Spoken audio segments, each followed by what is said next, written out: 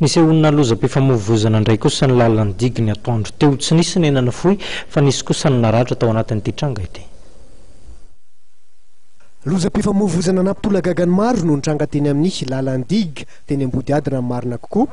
Tokony ho tamin'ny iray ora tolakandro teo eo. Tsy nisy nianana fohy sainga olona telo ny fantatra fa naratra ary ny iray fantatra fa naratra mafy satria dia tapatongotra. Potika tanteraka kosa ireo fiara telo ny fandona, vokany fiara lehibe sy fiara tsy mataho-dalana iray latsaka tany anaty tanimbary, fiara lehibe hafa iray kosa sy mba tanteraka ny eo anoloany. Mitantara ny zavan-dranga ireo nanatry maso. Nisy moto dia lila midera-dera be le moto dia aveo nala le camion itsy dia aveo nisongona le 4x4 dia le taoriana le 4x4 koa dia mafy be dia le taoriana indray vody le 4x4 vodina le vody le camion dia latsaka tao anaty tanimbary tambombevolo. Nisy maty ve nisy naratra? Tsisy tapatongotra.